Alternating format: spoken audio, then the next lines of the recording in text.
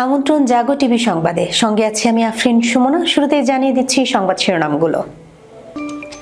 হুথির ক্ষেপণাস্ত্র হামলার ভয়ে হাসপাতালের আন্ডারগ্রাউন্ডে আশ্রয় নিয়েছে নেতানিয়াহু।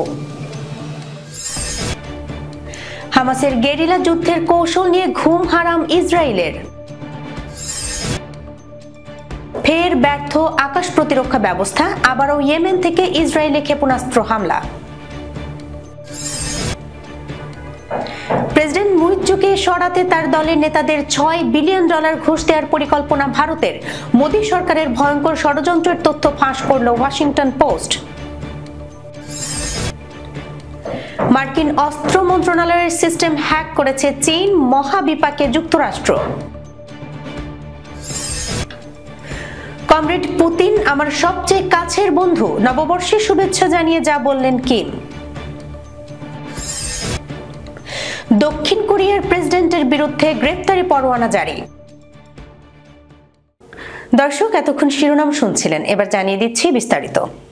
ফিলিস্তিনের স্বাধীনতাকামী সশস্ত্র গোষ্ঠী হামাস বা ইয়েমেনের হুথি বিদ্রোহীরা ক্ষেপণাস্ত্র হামলা চালাতে পারে এমন শঙ্কায় ইসরায়েলের যুদ্ধবাজ প্রধানমন্ত্রী বেনিয়ামিন নেতানিয়াহুকে একটি হাসপাতালের আন্ডারগ্রাউন্ডে রাখা হয়েছে।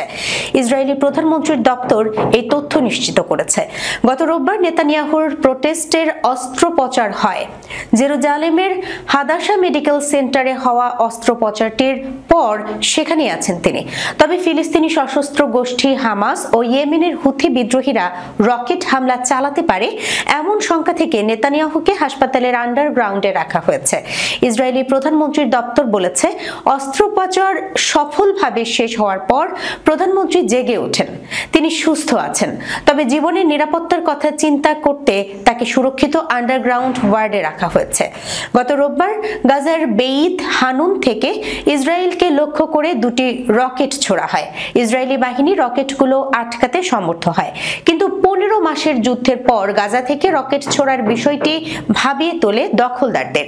75 বছর বয়সী নেতানিয়াহুকে গত মার্চেও ছুরি কাঁচির নিচে যেতে হয়। সেবার তার হার্নিয়ার অস্ত্রোপচার করা হয়। ওই সময়ে বেশ কয়েকদিন সরকারি দায়িত্ব পালন থেকে দূরে ছিলেন তিনি। আর গত বছর তার হৃৎপিণ্ডে ব্লক ধরা পড়ে। তখন অস্ত্রোপচারের মাধ্যমে তার শরীরে পেসমেকার বসানো হয়। এর আগে পানি শূন্যতার কারণে তাকে হাসপাতালে ভর্তি হতে হয়। ওই সময়ই তার হৃৎপিণ্ডে ব্লক ধরা পড়ে। তখন তার স্বাস্থ্য নিয়ে জল্পনা শুরু হয়। এরপর গত জানুয়ারিতে একটি মেডিকেল রিপোর্টে বলা হয় নেতানিয়াহু সম্পূর্ণ সুস্থ আছেন। তার পেসমেকার সঠিকভাবে কাজ করছে এবং তার হৃৎপিণ্ডে আর কোনো সমস্যা পরিলক্ষিত হচ্ছে না। ইসরায়েলি পত্রিকা মা আরিফ লিখেছে, হামাসের গেরিলা যুদ্ধ কৌশলে ঘুম হারাম হয়ে গেছে ইসরায়েলের যুদ্ধ বিষয়ক নীতি নির্ধারকদের।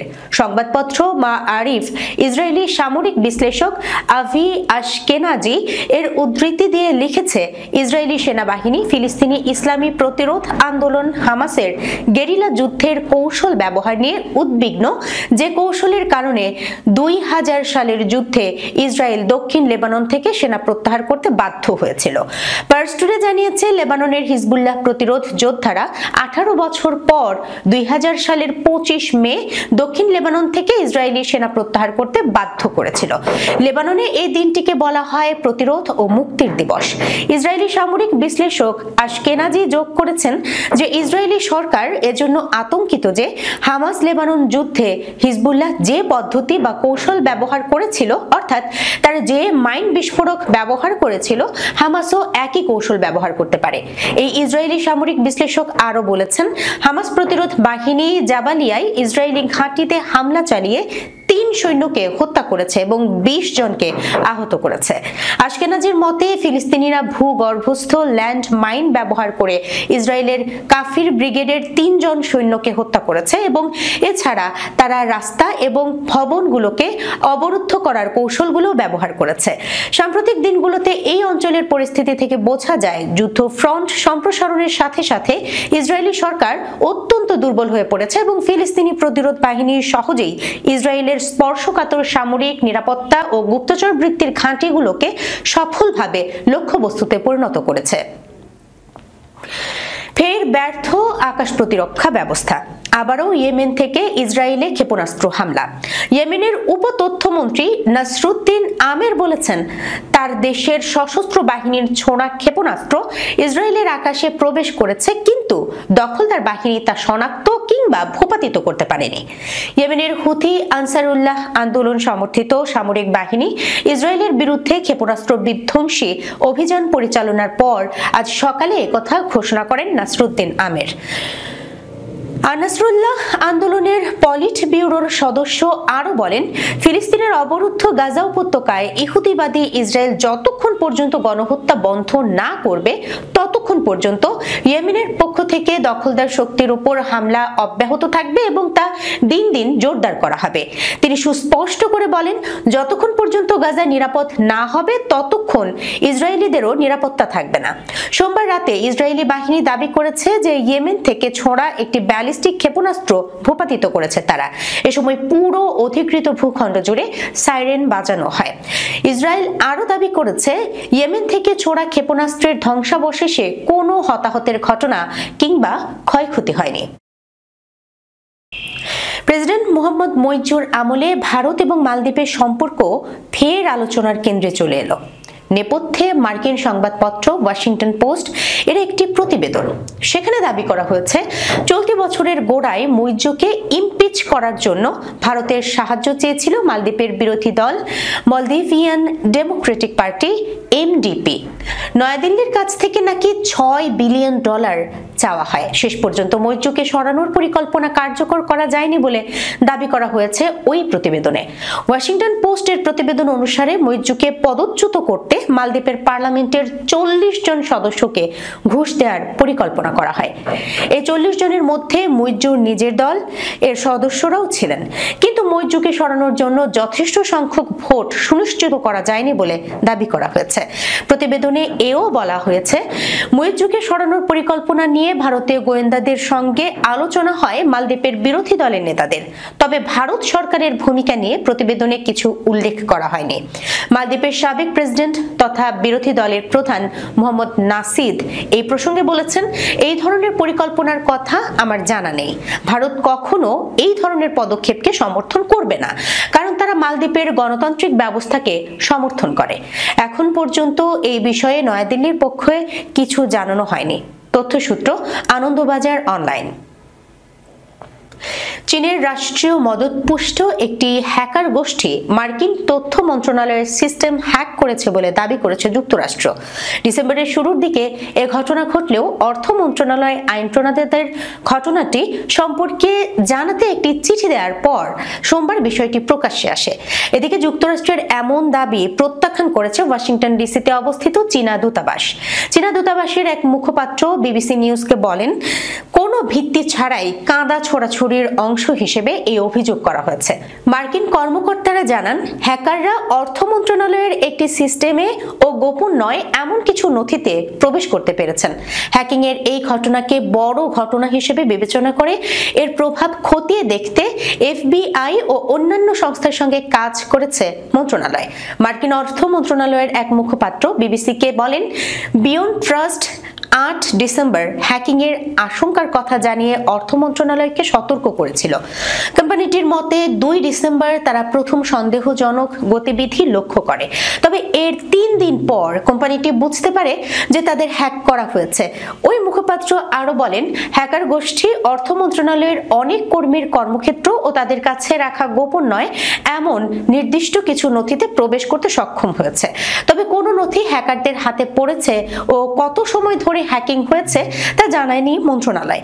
মার্কিন অর্থ মন্ত্রণালয় আইন প্রণেতাদের কাছে পাঠানো চিঠিতে বলেছে, চীন ভিত্তিক ওই হ্যাকার গোষ্ঠী অফিসের বাইরের পরিষেবা প্রদানকারীদের ব্যবহার করে মন্ত্রণালয়ের সিস্টেম হ্যাক করতে সক্ষম হয়েছে।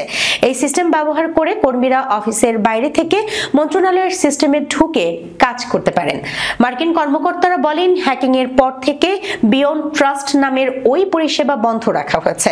এরপর মন্ত্রণালয়ের সিস্টেমে হ্যাকারদের প্রবেশের কোনো প্রমাণ পাওয়া যায়নি।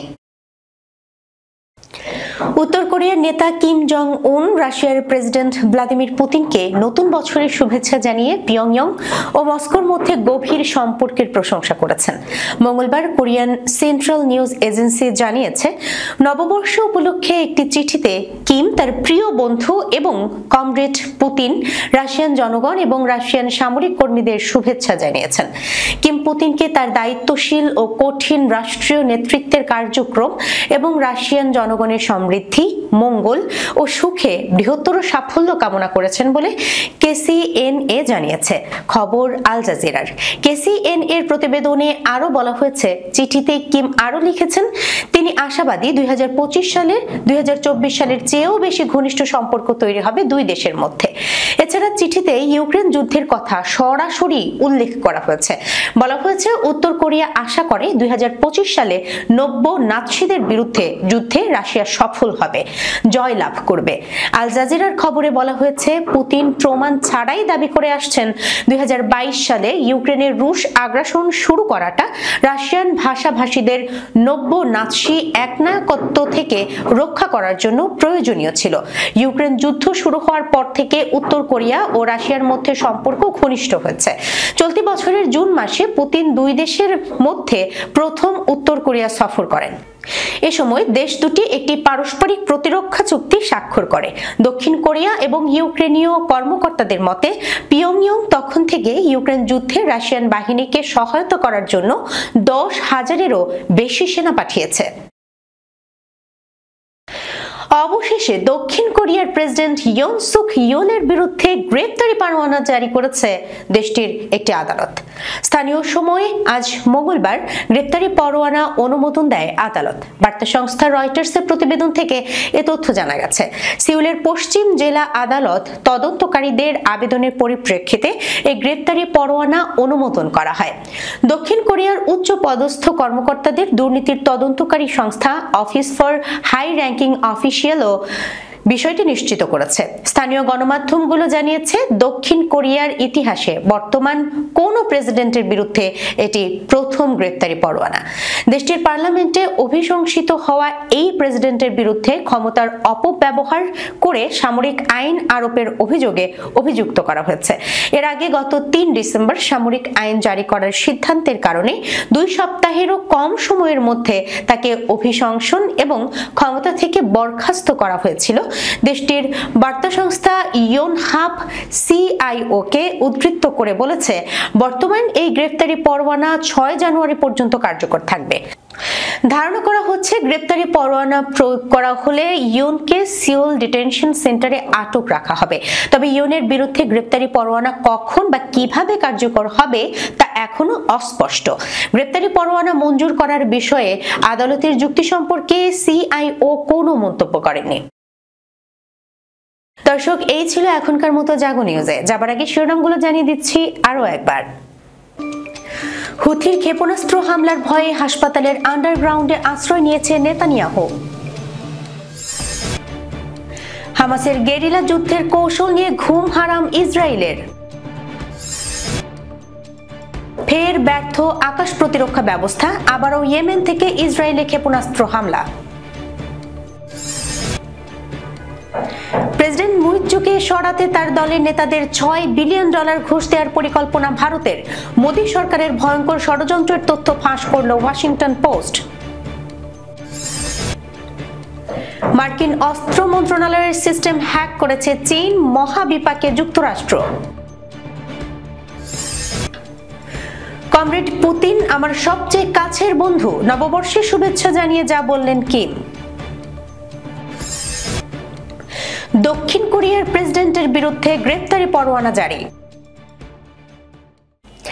এখনকার মতো এই পর্যন্ত। এতক্ষণ সঙ্গে থাকার জন্য ধন্যবাদ সবাইকে। আল্লাহ হাফেজ।